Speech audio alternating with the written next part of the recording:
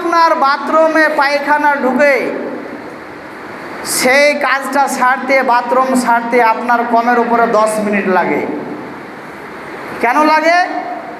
বাথরুমে ঢুকে আপনি বিড়ি ধরান, বাথরুমে ঢুকে আপনি গুল ঘুষাঘুষি করেন, বাথরুমে ঢুকে আরও বহুত কোয়ালিটির নেশা ওরা বাথরুমের ভেতরে করে।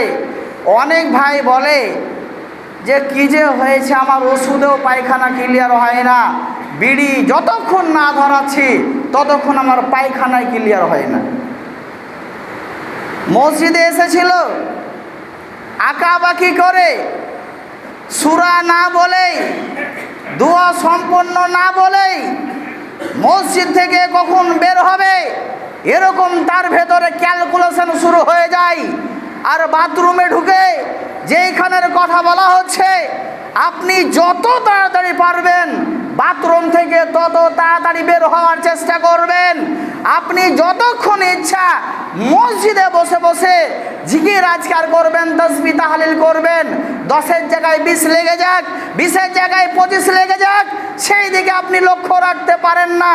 আপনি খালি উপাহ করেন যে আমি কখন এখান থেকে বের হতে পারি।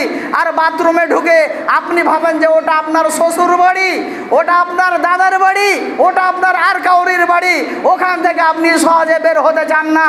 একটা বিড়ি খেয়ে আপনার হয় না, দুটো বিড়ি ধরিয়ে দেন, আপনার একটুগুলো হয় না, বেশি করে গুল নিয়ে আপনি পায়খানায় ঢুকে যান।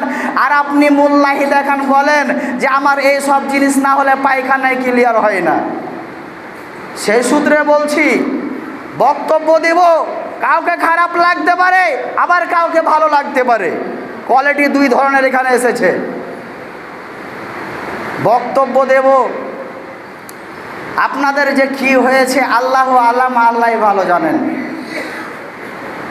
আপনাদেরকে প্রশ্ন করছি, রাগ করবেন না। জানা থাকলে হাত তুলবেন, না জানা থাকলে আপনি হাত তুলবেন না। জানা থাকলে শুধুমাত্র হাত তুলবেন। প্রশ্ন করব, উত্তর আপনাদেরকে দিতে হবে। এর পূর্বে বলেছি, আজকেও বলছি, বন্ধু বড় দুঃখের বিষয়। কি হয়েছে, আপনাকে যে আমি ভালোবাসি, আপনাকে যে আমি মূল্যায়ন করি, সেই সূত্রে না বলে থাকতে পারি না। আমি চাই না যে আপনি নিজেকে শেষ করে দেন, এটা কোনো সময় চাই না, আজকেও চাইছি না। সেই সূত্রে বলছি, আচ্ছা বলেন তো, বিড়ি খাওয়া হালাল কাজ না হারাম কাজ? হাতটা তুলবেন, বলেন। দেখেন, যারা যারা হাত তুলে নিয়ে, এরা মনে হয় জানেন যে এটা হালাল জিনিস। আমরা সকলে জানি, যারা খায় তারাও জানে, যারা খায় না তারাও জানে।